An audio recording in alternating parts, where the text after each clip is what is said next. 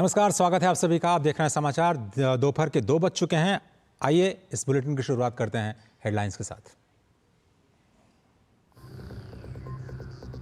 प्रधानमंत्री नरेंद्र मोदी गयाना दौरे के अंतिम दिन आज वहां की संसद को करेंगे संबोधित। भारतीय समुदाय से भी करेंगे मुलाकात।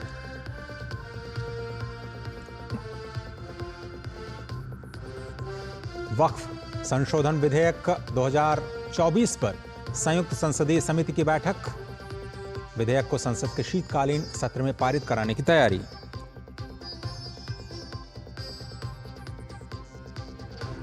आतंकी घुसपैठ के मामले में एनआईए की बड़ी कार्रवाई। जम्मू कश्मीर में 8 जगह छापेमारी।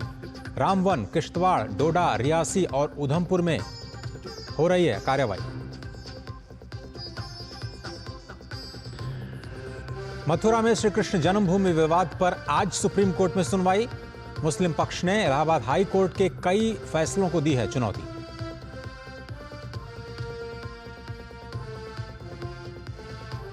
रक्षा मंत्री राजनाथ सिंह ने लाओ पीडीआर में आसियान रक्षा मंत्रियों की बैठक में लिया हिस्सा। एशिया प्रशांत में शांति और समृद्धि पर दिया जोर।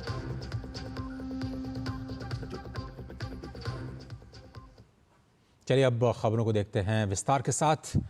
प्रधानमंत्री नरेंद्र मोदी गयाना की अपनी यात्रा के दौरान आज वहां की संसद के विशेष सत्र को संबोधित करेंगे। प्रधानमंत्री का ये संबोधन देश के वैश्विक कूटनीतिक संपर्क में से एक और महत्वपूर्ण क्षण होगा। 14वीं बार प्रधानमंत्री विदेश में किसी संसद को संबोधित करेंगे। प्रधानमंत्री को विदेशी संसदों को सबसे अधिक बार संबोधित करने वाले भारतीय प्रधानमंत्री होने का गौरव प्राप्त है। विदेशी संसदों में दिए गए उनके संबोधन मनमोहन सिंह की ओर से दिए गए 7 संबोधनों से 2 गुना है। इंदिरा गांधी ने विदेशी विधानमंडलों को 4 बार संबोधित किया था, जबकि जवाहरलाल नेहरू ने 3 बार। राजीव गांधी और अटल बिहारी वाजपेयी 2 बार ऐसे भाषण दे चुके हैं, जबकि मोरारजी देसाई और पीवी नरसिम्हा राव जैसे अन्य लोगों ने केवल 1 बार ही ऐसा किया है। पिछले कुछ वर्षों में प्रधानमंत्री मोदी ने अमेरिका से लेकर के यूरोप, अफ्रीका, ऑस्ट्रेलिया और एशिया तक दुनिया भर के विधानमंडलों में भाषण दिए हैं। महाद्वीपों से परे उनके संबोधन वैश्विक मंच पर भारत के बढ़ते प्रभाव का ही प्रमाण है। अमेरिकी कांग्रेस के संयुक्त सत्र को तो प्रधानमंत्री 2 बार साल 2016 और साल 2023 में संबोधित कर चुके हैं। 2014 की बात करें तो उन्होंने ऑस्ट्रेलिया और फिजी की संसद को संबोधित किया। साल 2015 में उन्होंने ब्रिटेन की संसद को संबोधित किया। अफ्रीका में पीएम मोदी ने 2015 में मॉरिशस की नेशनल असेंबली और साल 2018 में युगांडा की संसद को अपना संबोधन दिया। एशिया में प्रधानमंत्री ने 2014 में भूटान और नेपाल के संविधान सभा के संयुक्त सत्र को, 2015 में श्रीलंका, मंगोलिया और अफगानिस्तान की संसदों को और 2019 में मालदीव की संसद को संबोधित किया।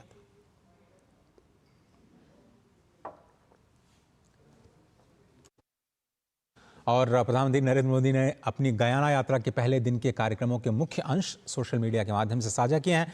एक्स पर वीडियो साझा करते हुए उन्होंने लिखा, मुझे विश्वास है कि आने वाले समय में कैरिबियाई देशों के साथ भारत के संबंध और भी मजबूत होंगे।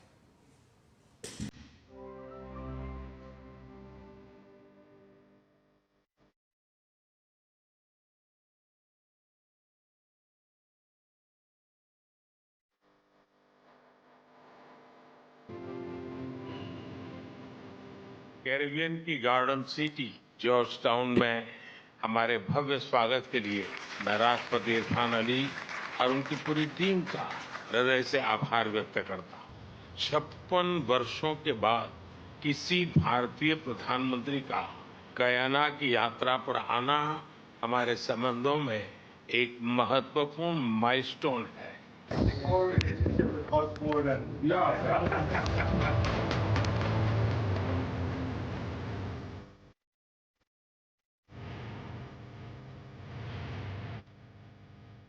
आज की बैठक में हमने हमारे सहयोग को मजबूत करने के लिए कई नए इनिशिएटिव्स की पहचान की है। हमारे आपसी व्यापार और आर्थिक सहयोग को बढ़ाने के लिए हम निरंतर प्रयास करते रहेंगे।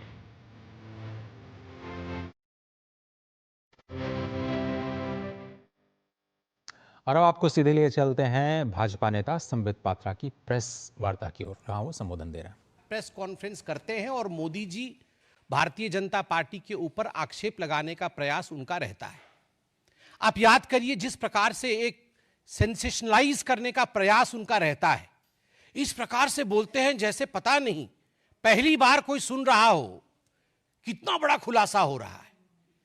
मुझे याद है 2019 से पहले राफेल को लेकर इसी प्रकार राहुल गांधी प्रकट हुए थे कि बहुत बड़ा खुलासा होने वाला है, अब पूरे विश्व में हलचल मच गया है, चौकीदार चोर है, इत्यादि इत्यादि।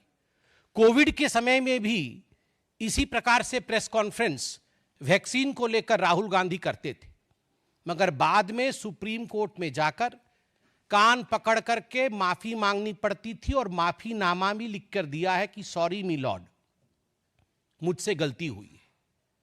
तो ये राहुल जी का एक तरीका है भारतवर्ष के ऊपर हमला करने का और भारत के जो स्ट्रक्चर्स भारत को बचाते हैं उसके ऊपर हमला करने का। आज जो एक मुद्दा सामने आया है, सुबह से मीडिया में हम सब देख रहे हैं, एक कंपनी को लेकर उसके ऊपर कुछ केस है, यूएस में केस चल रहा है, आक्षेप प्रति आक्षेप है। हम लोगों का स्पष्ट मानना है जहां तक कंपनी और कंपनी का केस का विषय है, कंपनी उस पर अपना स्टेटमेंट जारी करेगी, कंपनी उस पर अपना बचाव स्वयं करेगी। Law will take its own course. मगर जिस प्रकार से आज डॉक्यूमेंट्स सामने रखे गए, सुबह से मीडिया में हमने भी डॉक्यूमेंट्स देखे, the public, in fact because the documents are in the public domain, people of this country have also seen the documents.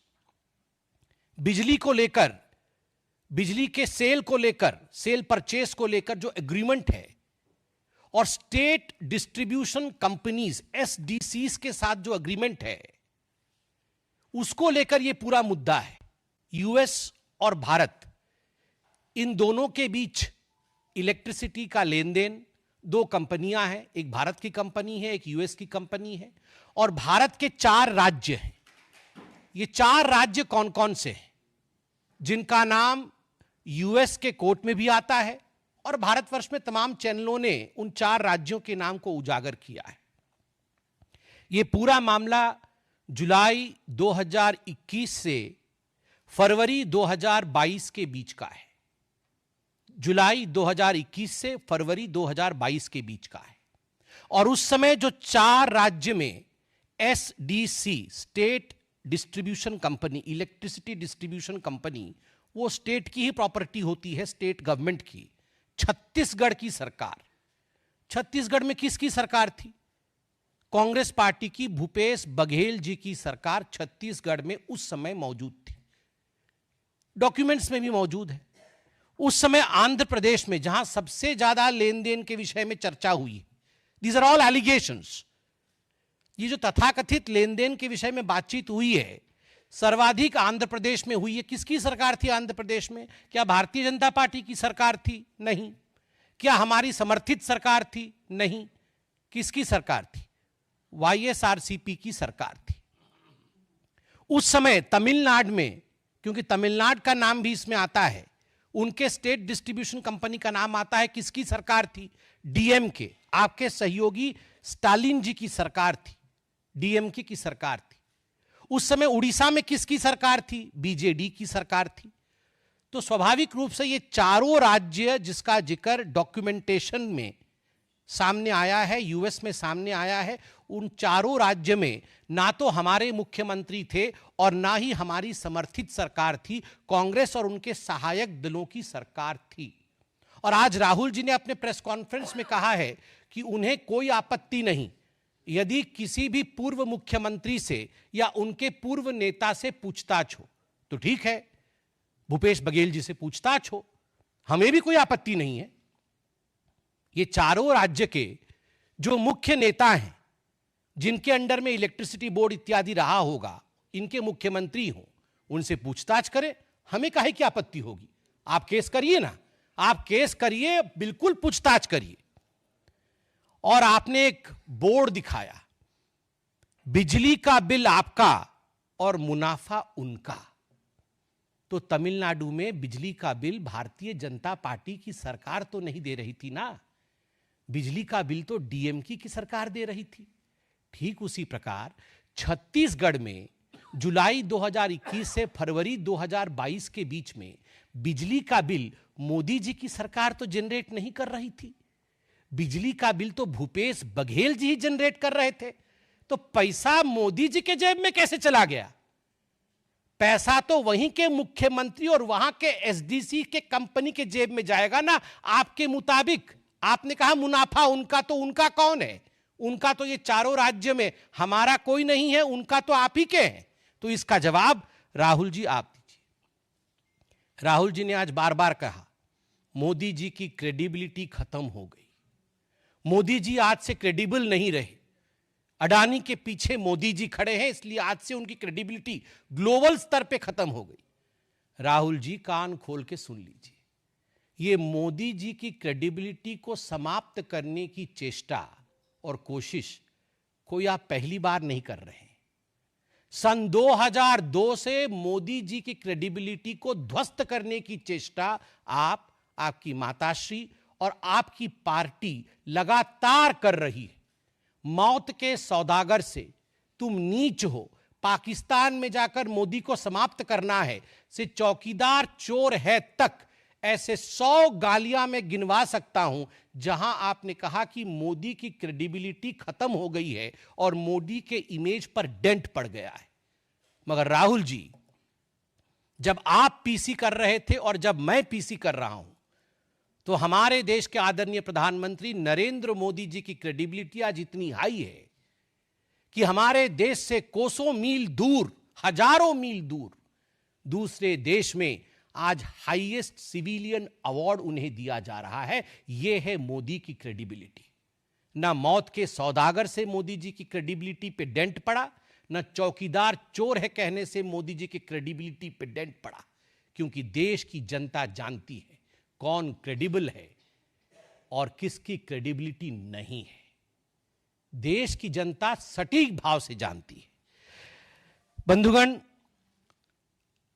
Structure की बात हुई है कि बहुत बड़ा स्ट्रक्चर है, हम स्ट्रक्चर दिखाएंगे। अरे राहुल गांधी जी, हमें भी पता है, हमें भी पता है आपके स्ट्रक्चर के विषय में। ये इल्हान ओमर और ये जॉर्ज सोरोस, ये जो आपका स्ट्रक्चर है ना, अंतरराष्ट्रीय स्ट्रक्चर, इस स्ट्रक्चर के विषय में हमें भी पता है। और आपके स्ट्रक्चर का नियत क्या है?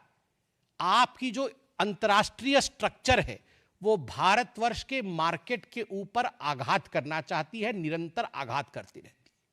ये गांधी परिवार और ये कांग्रेस पार्टी ये सहन नहीं कर सकती है कि आज भारत की अर्थव्यवस्था विश्व में तीसरे नंबर की ओर बढ़ रही है। अभी हम चौथे नंबर पर हैं और विश्व में यथाशीघ्र हम तीसरे नंबर की अर्थव्यवस्था होंगे। यह राहुल गांधी और गांधी परिवार, कांग्रेस पार्टी ये सहन नहीं कर पा रही है, इसलिए ये इंडिया के मार्केट के ऊपर, भारत के मार्केट के ऊपर आक्रमण पे आक्रमण कर रही है।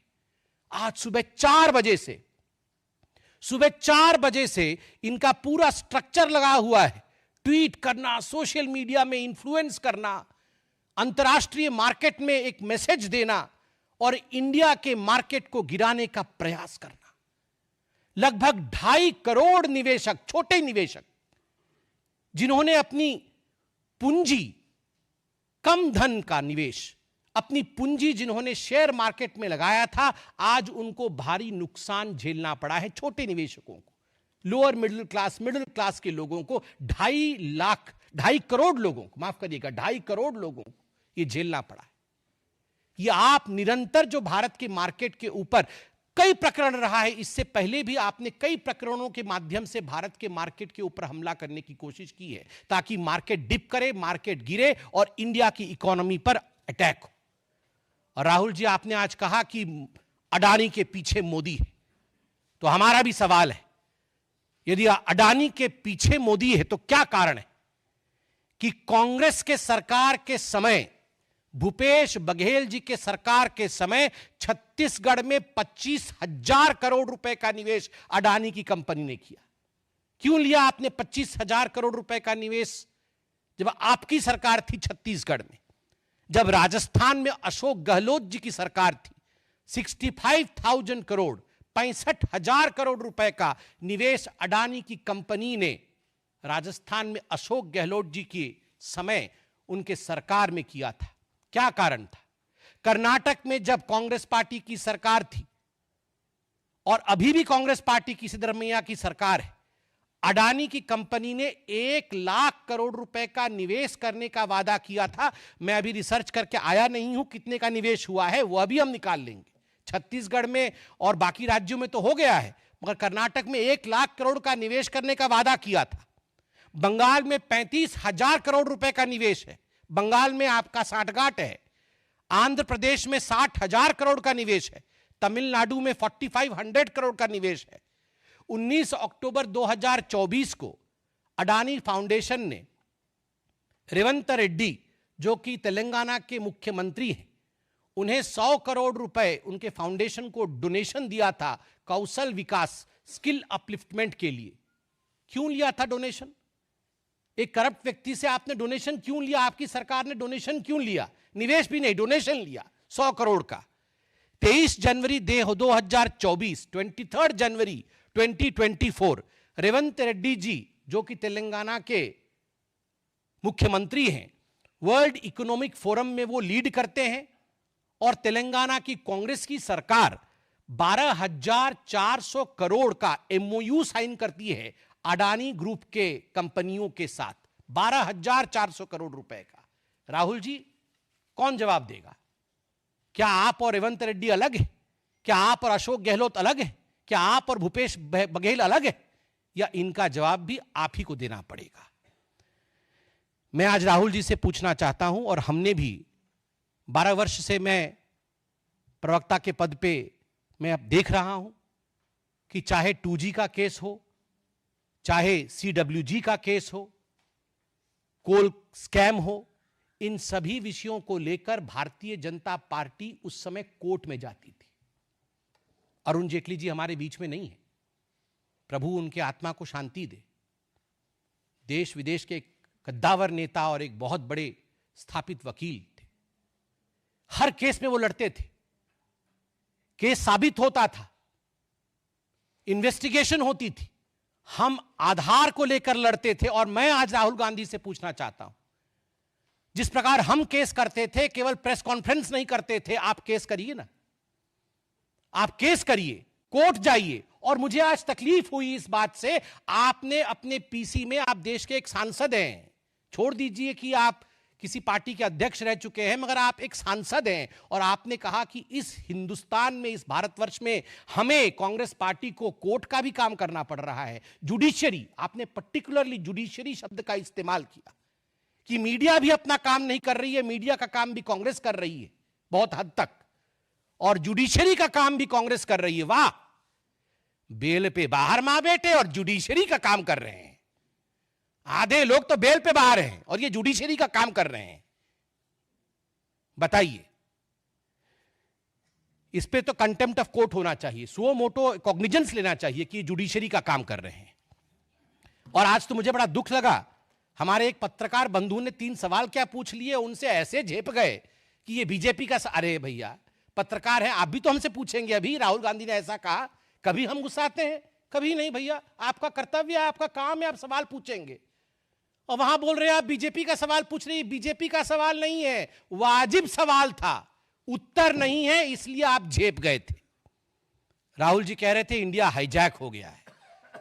गलत, टेंस गलत है, पास्ट टेंस में होना चाहिए था, फ्यूचर टेंस और प्रेजेंट टेंस में नहीं। इंडिया हाईजैक हो गया था। गांधी परिवार, ये नकली गांधी परिवार उसके हाईजैकर थे। कमांडो ने मुक्त कराया है हाईजैकिंग से। अब भारत का जो इकोनॉमिक जहाज है वह रनवे पे 2014 से रफ्तार से दौड़ करके अब 35,000 की फुट की ऊंचाई पर उड़ान भर रहा है, 3रे नंबर की इकोनॉमिक शक्ति बनने जा रहा है। तो Rahul Gandhi, India is not hijacked, India was hijacked. Today India is soaring high as far as economy is concern. और बार बार बोलते हैं जेपीसी कर देंगे, जेपीसी बना देंगे। सरकार कहीं बनती नहीं है, कहीं सरकार बनती नहीं है तो जेपीसी बनाकर ही खुश हो जाते हैं। तो बोलते चलो जेपीसी ही बना देंगे, सरकार तो बन नहीं रही है। और जेपीसी बना दीजिएगा तो वहां क्या, कोई बोतल फोड़ रहा है, कोई हाथ तोड़ रहा है, कोई मुंह फोड़ रहा है, यही चलता है इनके जेपीसी में। लोकसभा सत्र से पहले ये इनका पुराना ड्रामा है। अब राहुल गांधी जी को देखिएगा, पहले दिन 25 तारीख को पूरा ड्रामा और नौटंकी शुरू कर देंगे। किस प्रकार से भारत की इकोनॉमी नहीं चले, किस प्रकार से भारत का पार्लियामेंट नहीं चले, किस प्रकार हर जगह केओस और अस्त व्यस्तता रहे, यही राहुल और कांग्रेस पार्टी का विशेष उनका प्रबंधन है।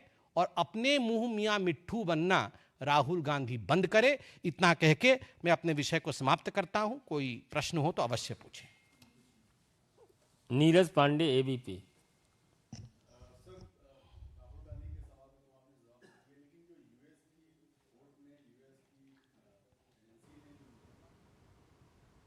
आप देख रहे थे ये प्रेस वार्ता सीधे बीजेपी हेडक्वार्टर से।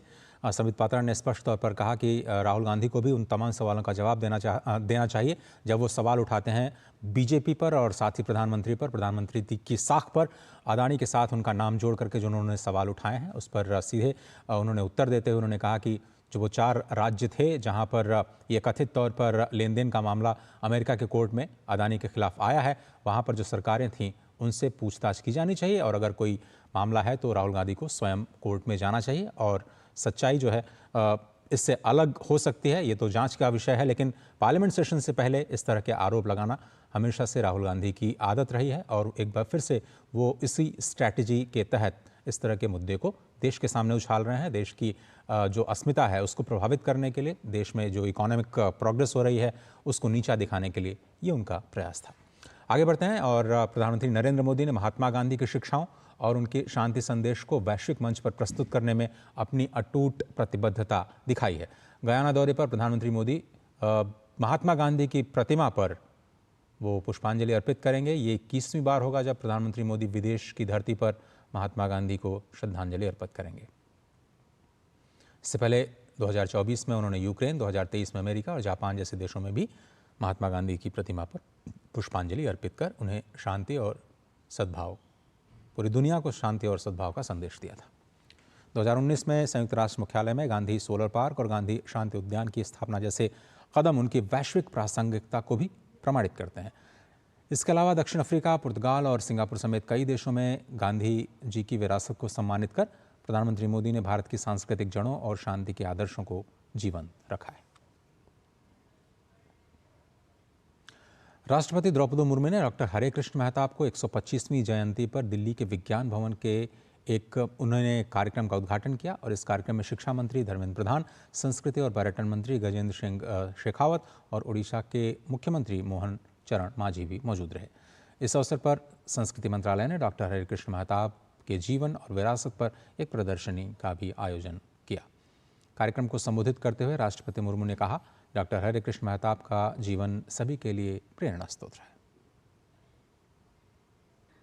स्वतंत्रता सेनानी, नवभारत के निर्माताओं में से एक, भारत माता के सपूत, उत्कल केसरी डॉक्टर हरे कृष्ण मेहताब की 125वीं जन्म जयंती के अवसर पर मैं उनके प्रति हृदय से श्रद्धांजलि अर्पित करती हूँ। यहाँ प्रस्तुत की गई डॉक्टर मेहताब के जीवन से जुड़ी चित्र प्रदर्शनी, पुस्तक और शॉर्ट फिल्म शिक्षा और प्रेरणा के स्रोत है।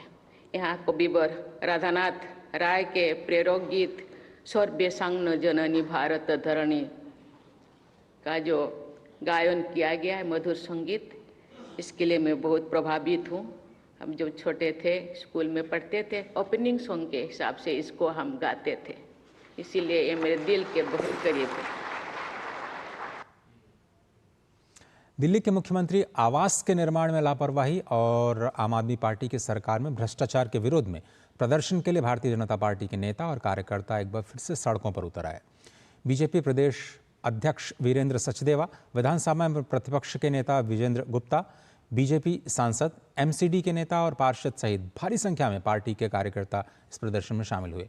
11 अशोका रोड से जैसे ही बीजेपी का प्रदर्शन मार्च शुरू हुआ, केजरीवाल के घर पहुंचने से पहले ही पुलिस द्वारा बीजेपी के नेताओं और कार्यकर्ताओं को रोक लिया गया। बीजेपी अध्यक्ष वीरेंद्र सचदेवा, कैलाश गहलोत सहित तमाम नेताओं को पुलिस ने हिरासत में भी लिया। आम आदमी पार्टी से भाजपा में आए कैलाश गहलोत ने कहा कि अरविंद केजरीवाल का शीश महल आम आदमी पार्टी के मूल सिद्धांतों के ही खिलाफ है। साथ ही उन्होंने इस बार दिल्ली में भाजपा की सरकार बनने का भरोसा जताया।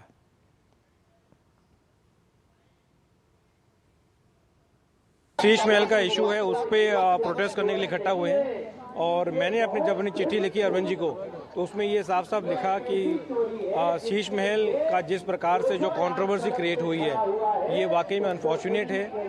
और कहीं ना कहीं जो हमारे कोर प्रिंसिपल्स हैं आम आदमी पार्टी के, उसके साथ कॉम्प्रोमाइज़ होने का जितना जाता एग्जाम्पल है। आई थिंक दिल्ली में बीजेपी इस बार सरकार बनाएगी। दिल्ली वासी जो हैं, जो जनता है, वो इस बार जिस प्रकार से दिल्ली में काम नहीं हुए, उससे कहीं ना कहीं परेशान है। चाहे वो सीवर ओवरफ्लो हो रहे हैं, चाहे पीने का पानी नहीं पहुंच रहा है, चाहे सड़कें टूटी हुई हैं। मुझे पूरा यकीन है इस बार दिल्ली वासी जो हैं वो बीजेपी को जिताएंगे और नरेंद्र मोदी जी को दिल्ली की चाबी देंगे। आरबीआई गवर्नर शक्तिकांत दास ने वैश्विक चुनौतियों से निपटने के लिए 3 क्षेत्रों पर फोकस करने की बात कही। केंद्रीय बैंकों की हाई लेवल पॉलिसी कॉन्फ्रेंस को संबोधित करते हुए शक्तिकांत दास ने कहा कि जियोपॉलिटिकल कॉन्फ्लिक्ट्स, युद्ध के चलते आपूर्ति श्रृंखला में रुकावट और पूरी दुनिया में महंगाई में उछाल नजर आ रहा है। इसी की वजह से व्यापार, टेक्नोलॉजी, कैपिटल फ्लोज और डेट सस्टेनेबिलिटी की चुनौती दुनिया भर के केंद्रीय बैंकों के सामने है। आरबीआई गवर्नर ने इन चुनौतियों से निपटने के लिए नीति निर्माण और कार्यान्वयन के 3 खास क्षेत्रों पर ध्यान केंद्रित करने की सलाह दी है। To focus on 3 specific areas of policy making and implementation. These 3 areas which I am going to focus on, they include 1, balancing inflation and growth, 2, monetary policy communication, and 3, crisis management. The period since the onset of the pandemic is an example of how the Reserve Bank of India could effectively maintain balance between price stability and growth within the space provided by the flexible inflation targeting framework. Effective fiscal monetary coordination was at the core of India's success in the face of a series of adverse shocks. तो मुश्किलों से भारत कैसे बाहर निकला, उसका मंत्र आज RBI governor ने बताया कि जो फिस्कल पॉलिसीज थी नॉर्थ ब्लॉक यानी केंद्र सरकार की, और जो मॉनेटरी पॉलिसी थी आरबीआई की, उसमें समन्वय रहा, जिससे कोविड जैसी भयंकर महामारी से देश को बाहर निकाला जा सका। फिलहाल समाचार के इस अंक में सिर्फ इतना ही। पूरी टीम को दीजिए इजाजत। नमस्कार।